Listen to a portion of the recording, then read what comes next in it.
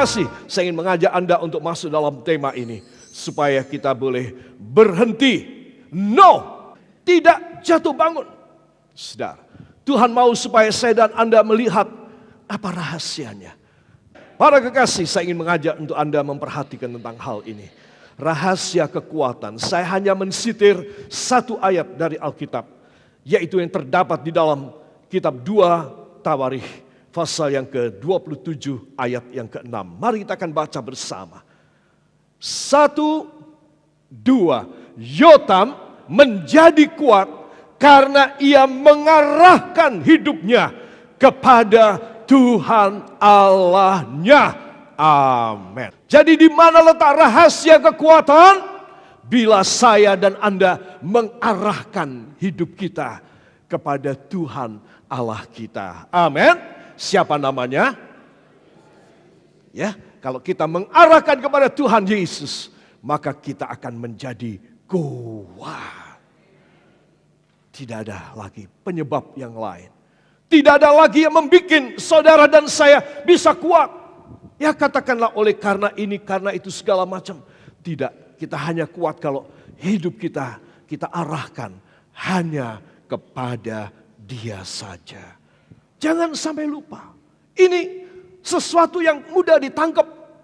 Cuma barangkali saya dan Anda belum melakukan. Itu sebab tidak jatuh bangun. Kita harus mengarahkan hidup kita. Bukan mata kita. Bukan ibadah kita. Bukan apa-apa lagi kita. Hidup adalah your overall. Semuanya kamu. Itu hidup. Tuhan, saya tidak punya apa-apa. Dan saya bukan orang yang seperti apa. Saya bukan apa-apa.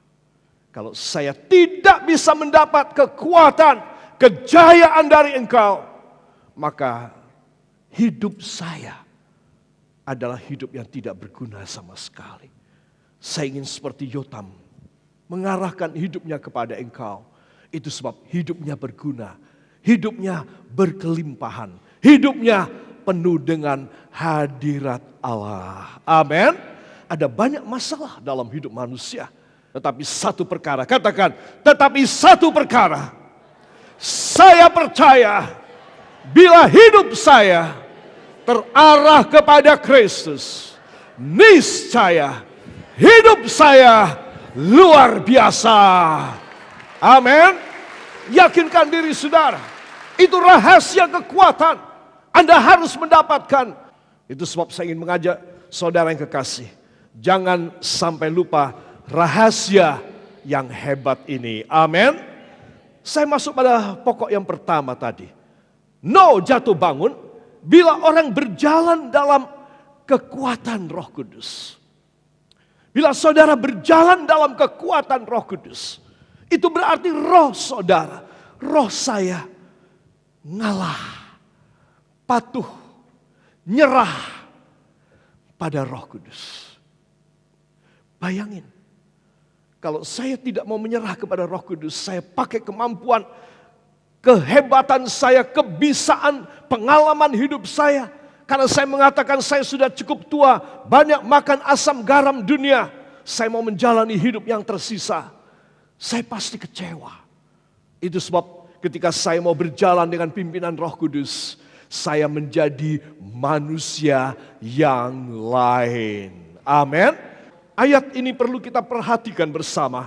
Kita akan membaca dari Yesaya 59 ayat yang ke-14. 1, 2. Maka orang akan takut kepada nama Tuhan di tempat matahari terbenam, dan kepada kemuliaannya di tempat matahari terbit. Sebab Ia akan datang seperti arus yang dari tempat sempit, yang didorong oleh nafas Tuhan. Saudara yang kekasih, apa yang kita baca di sini? Dari barat ke timur. Artinya dari barat melewati gelap malam untuk belahan bumi kita. Terus kemudian muncul dia di timur. Kemuliaan. Terbenam, muncul kemuliaan terbit. Tuhan tidak mengatakan dari timur ke barat. Saudara. Jadi di sini kita melihat bahwa Tuhan ingin supaya setiap kita mengerti bahwa bukan orang mulai dengan mulia, jaya, bangkit, terus jatuh. Tetapi orang boleh mengalami jatuh, terbenam. Tetapi kemudian bersama dengan Kristus, katakan bersama dengan Kristus, saya akan bangkit dalam kemuliaan. Haleluya. Itu yang dia mau beri dalam hidup saudara. Sebab itu setiap kita harus berpegang pada perjanjian Tuhan. Hamba tidak mau berjalan sendiri pada pikiran, opini, dan kepintaran sendiri. Hamba mau berjalan di dalam Roh Kudus. Itu artinya orang penuh Roh Kudus. Ayat yang kita baca tadi mungkin agak kurang jelas ya. Yang jelas adalah bagian pertama. Semua katakan bersama saya. Bila hidup saya terbenam, bila saya penuh Roh Kudus, maka Tuhan Yesus akan memunculkan saya bagaikan fajar pagi hari dalam kemuliaan. Dalam nama Yesus, saya mempercayainya. Beri tepuk tangan yang baik bagi dia. Haleluya. Mungkin bagian kedua yang kurang jelas, sebab ia akan datang seperti arus. Ya, arus dari tempat yang sempit berarti tekanannya besar sekali. Ya, kalau arus datang dari tempat yang lebar, tekanannya kecil. Tapi kalau itu arus dari tempat yang sempit, dorongannya hebat sekali, semprotannya hebat sekali. Saudara. Nah, untuk bagian kedua ini saya perlu mensitir dari terjemahan New King James Version dari Alkitab bahasa Inggris yang mengatakan, yang dituliskan demikian. When the enemy comes in like a flood, the Spirit of the Lord will lift up a standard against him. Saudara, jikalau musuh-musuh itu datang seperti air bah banyaknya. Ya, saudara, seperti air bah. Jadi saudara, apapun kentir, apapun terseret oleh arus tersebut. Ya, berarti sudah no way out. Tidak ada solusi. Tidak ada keselamatan dan penyelamat. Saudara, tetapi semua katakan tetapi Roh Tuhan yang menyelamatkan saya. Amin. Ya, di sini katakan the Spirit of the Lord will lift up a standard against him. Maka Roh Kudus akan muncul tiba-tiba seperti bendungan. Seperti apa? Bendungan. Coba. Kalau saudara menghadapi begitu banyak permusuhan, begitu banyak celaka, ataupun segala macam keadaan yang merugikan dalam hidup saudara, hati saudara menjadi kecil, hati saudara menjadi penuh ketakutan dan khawatir. Para kekasih, mari semua berkata kepada saya, tetapi saya mempunyai Roh Kudus yang mengurapi saya dan menjadi bendungan bagi saya yang tak terkalahkan. Beri tepuk tangan yang baik bagi dia. Haleluya. Jadi saudara harus sadar, saya tidak hidup sendiri. Hari ini saya mempunyai harapan yang luar biasa.